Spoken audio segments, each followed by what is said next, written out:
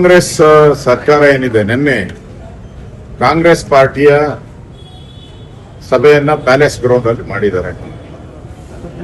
ಅದರಿಂದ ಈ ಕಾಂಗ್ರೆಸ್ ಕಾರ್ಯಕರ್ತರುಗಳೆಲ್ಲ ಬಂದು ರೋಡ್ ಜಾಮ್ ಮಾಡಿ ನೀಟ್ ಪರೀಕ್ಷೆಗೆ ಹೋಗುವಂತ ವಿದ್ಯಾರ್ಥಿಗಳಿಗೆ ತೊಂದರೆ ಮಾಡಿದ್ದಾರೆ. ಸ್ವತಃ ಪ್ರಧಾನಮಂತ್ರಿಯವರು ನೀಟ್ ಪರೀಕ್ಷೆ ಶುರುವಾಗುತ್ತೆ ಅನ್ನೋ ಒಂದೇ ಒಂದು ಕಾರಣಕ್ಕೆ ಅವರು ಬೇರೆ ವೆಸ್ಟ್ ಬೆಂಗಾಲ್ ಇಂದ ಬಂದು ಇಳಿದು ಏರ್ಪೋರ್ಟ್ ಅಲ್ಲಿ ವಿದ್ಯಾರ್ಥಿಗಳಿಗೋಸ್ಕರ ಸುಮಾರು 2-2.5 ಗಂಟೆಗಳ ಕಾಲ ಕಾದು ವಿದ್ಯಾರ್ಥಿಗಳೆಲ್ಲರೂ ಕೂಡ ಪರೀಕ್ಷೆಗೆ ಹೋದ ಮೇಲೆ ಕನ್ಫರ್ಮ್ ಮಾಡಿಕೊಂಡು ಅವ್ರು ವಾಪಸ್ ಮನೆಗೆ ಹೋಗ್ತಾರೆ. ಈ ಜ್ಞಾನ ಈ ಕಾಂಗ್ರೆಸ್ ಪಾರ್ಟಿಯವ್ರಿಗೆ ಮಾಡ್ಲಿಲ್ಲ. ನಿನ್ನೆ ಕಾರ್ಯಕ್ರಮವನ್ನ 1-2 ಗಂಟೆ 3 ಗಂಟೆ ಮುಂದೆ ಹಾಕೊಂಡಿದ್ರೆ ಏನ್ ಗಂಟು ಹೋಗ್ತಾ ಇತ್ತು.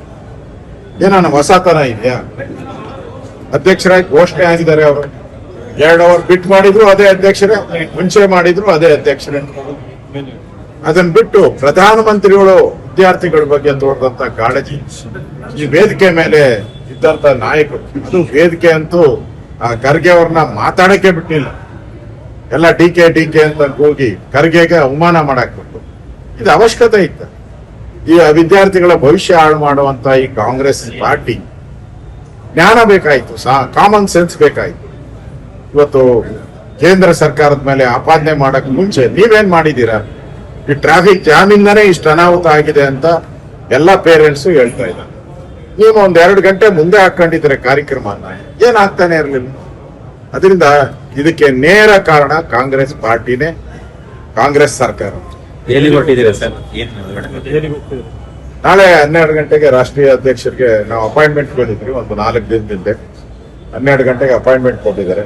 ನಾನು ವಿಜೇಂದ್ರ ಅವರು ಹೋಗಿ ಈ ಮತದಾನ ಆಗಿದೆ, ಅದರಲ್ಲಿ ಯಾರು ಕ್ರಾಸ್ ಮತದಾನ ಮಾಡಿದ್ದಾರೆ ಅನ್ನೋದ್ರ ಬಗ್ಗೆ ರಾಷ್ಟ್ರೀಯ ಅಧ್ಯಕ್ಷರಿಗೆ ಮಾಹಿತಿಯನ್ನು ಕೊಡ್ತಾರೆ. ನಮ್ಮ ಅಭ್ಯರ್ಥಿಗಳು ಗೆದ್ದಿದ್ದಾರೆ ಇಬ್ರು, ಆದರೆ ಗೆದ್ದಿದ್ರು ಕೂಡ ಕ್ರಾಸ್ ಮತದಾನ ಆಗಿರುವಂತದ್ದು ಬಿಜೆಪಿಗೆ ಒಂದು ರೀತಿ ಮೋಸ ಮಾಡಿರೋದ್ರ ಬಗ್ಗೆ ಸ್ಪಷ್ಟವಾದಂತ ಸುಳಿವು ಸಿಕ್ಕಿದೆ. ಯಾರು ಮಾಡಿದ್ದಾರೆ ಅದು ಪತ್ತೆ ಹಚ್ಚಬೇಕಾಗಿದೆ. ಈಗಾಗಲೇ ಸಮಿತಿ ನೇಮಕ ಮಾಡಿದಿರಿ. ಅವರು ರಿಪೋರ್ಟ್ ಕೊಡ್ತಾರೆ, ಇವತ್ತು ಅಥವಾ ನಾಳೆಯಲ್ಲಿ ರಿಪೋರ್ಟ್ ಕೊಡ್ತಾರೆ. ಅದನ್ನು ಕೂಡ ಗೊತ್ತಾಗಿದೆ ಸರ್, ಎಷ್ಟು ಜನ ಡೌಟ್ಸ್ ಇದೆ, ಆದ್ರೆ ಇನ್ನೂ ಕನ್ಫರ್ಮೇಶನ್ ಆಗಿಲ್ಲ. ಅದೆಲ್ಲ ಬೀದಿಗೆ ಬಂದೇ ಬರ್ತದೆ.